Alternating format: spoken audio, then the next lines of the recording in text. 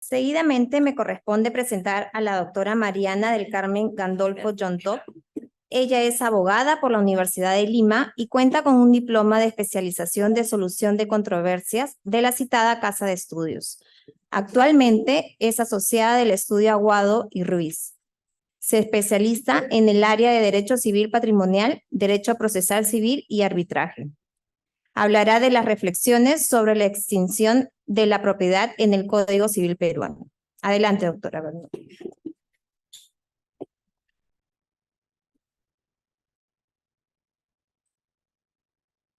Buenas tardes a todos los presentes. Primero que nada, agradecer por la invitación. El tema que abarcaré el día de hoy versa sobre la extinción de la propiedad en el Código Civil peruano. Ahora, antes de hablar sobre la extinción de la propiedad en el Código Civil peruano, creo que es pertinente definir qué es la propiedad. La propiedad es el poder jurídico directo que tiene el propietario sobre el bien. Este poder emana de la ley y así se encuentra establecido dentro del artículo 923 del Código Civil. La propiedad cuenta con características únicas y asimismo es absoluta. Otra característica sumamente importante de la propiedad es que es un derecho real. Al ser un derecho real, la persona tiene el poder sobre la cosa. De este poder emanan dos facultades sumamente importantes, que es la reivindicación y la preferencia. Como sabemos, existen diversas maneras de adquirir la propiedad por diversos hechos, ya sea mediante un contrato de compraventa o mediante la prescripción adquisitiva. Sin embargo, también existen supuestos y maneras de extinguir la propiedad. La extinción de la propiedad tiene como propósito ponerle fin al dominio de la persona hacia una cosa, ya sea porque se desaparece o porque lo traslada. ¿Cómo se pone fin o cómo nace esta extinción de la propiedad? Puede ser mediante la voluntad propia del sujeto o puede nacer de la ley. Hecha esta pequeña introducción y este pequeño paréntesis, pasaremos a desarrollar la pregunta que consiste ¿cómo se extingue la propiedad? Esta respuesta se encuentra establecida dentro del artículo 968 del Código Civil peruano, el mismo que establece que la propiedad se extingue mediante cuatro supuestos. 1, con la adquisición del bien por otra persona. 2, con la destrucción o pérdida total o consumo del bien. 3, con la expropiación. Y 4, con el abandono del bien durante un periodo de 20 años, donde el dominio pasa al dominio del Estado. La extinción de la propiedad puede ser de manera absoluta o relativa. Estamos hablando de una extinción absoluta cuando se hace referencia a la extinción total de la propiedad, es decir, se convierte físicamente imposible que una persona pueda tener la propiedad debido a que el derecho del bien y el dominio no puede ser ejercido.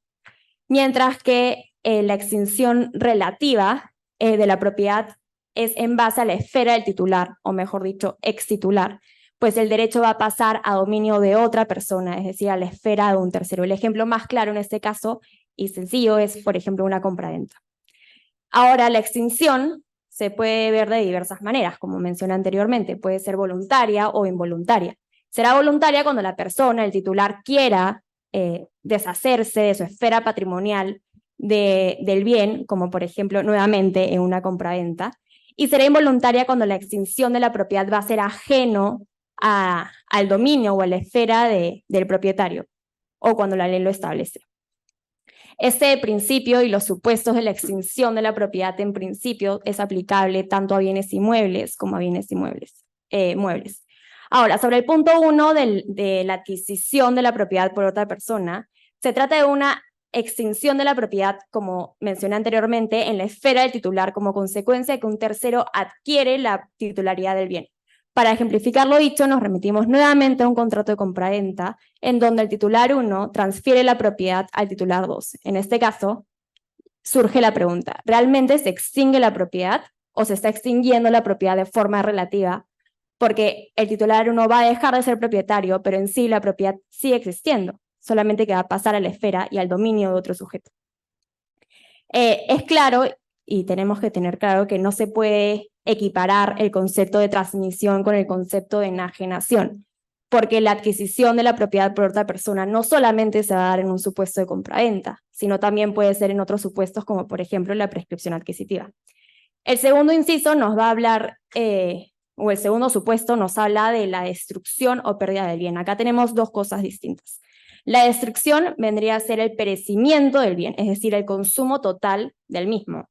Esto se puede aplicar tanto a bienes consumibles, aquellos que se gastan con el primer uso, o bienes no consumibles, porque la respuesta es que también abarca aquellos bienes que han sufrido un desgaste importante. Por ejemplo, un carro del año 1910, utilizarlo hoy en día sería casi improbable. Por otro lado, cuando hablamos de la pérdida, quizás se nos hace un poco conocido debido a que existen ciertos artículos del Código Civil peruano, más específicamente el 1137, que nos menciona los supuestos en los cuales se va a considerar que un bien ha sido perdido, y básicamente son tres. Primero, por parecer o ser inútil para el acreedor por daño parcial. Segundo, por desaparecer o que no se tengan noticias de él, o aún teniéndolas es casi imposible recuperarlo. Y tercero, por quedar fuera del comercio. Dentro de estos supuestos me parece sumamente interesante el segundo, que me voy a permitir leerlo, que dice, por desaparecer o que no se tengan noticias de él, o inclusive aún teniéndolas no se pueda recuperar. En ese sentido, el bien desaparece y no tengo noticias de él, o sea, una pérdida, digamos, común. Y el segundo es, el bien desaparece, tengo noticias de él, pero no lo puedo recuperar, ya sea porque es imposible que lo recupere o porque quizás recuperarlo es mucho más, tengo que invertir más que el bien mismo. El tercer inciso que nos habla de la extinción de la propiedad es la expropiación.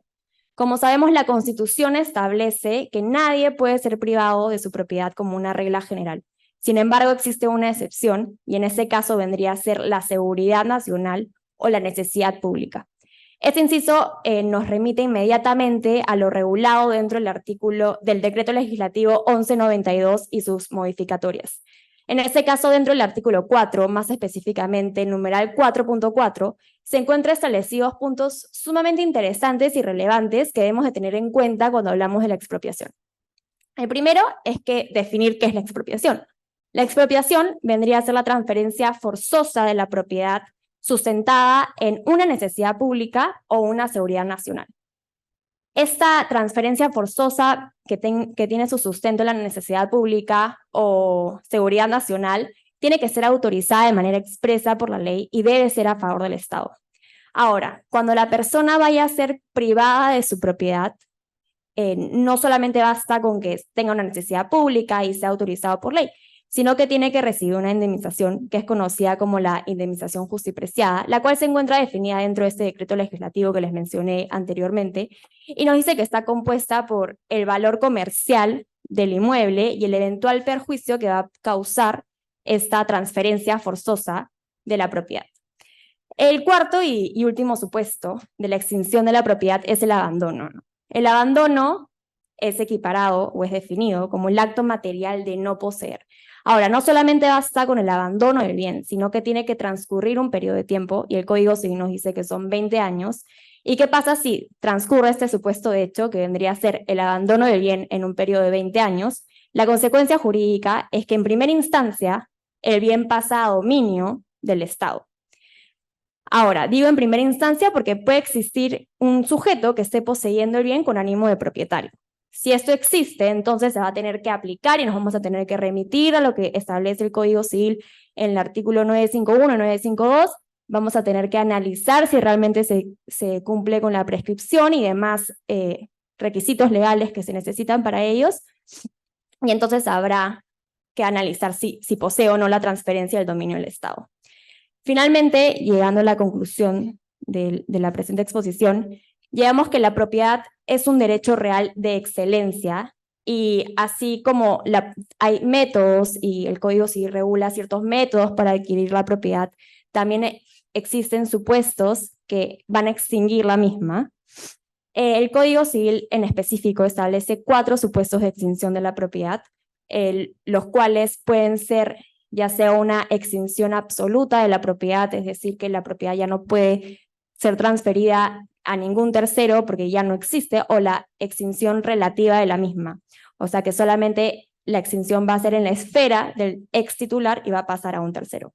Asimismo, puede ser de manera voluntaria porque una persona lo desea, o puede ser de manera involuntaria, establecido dentro de la ley.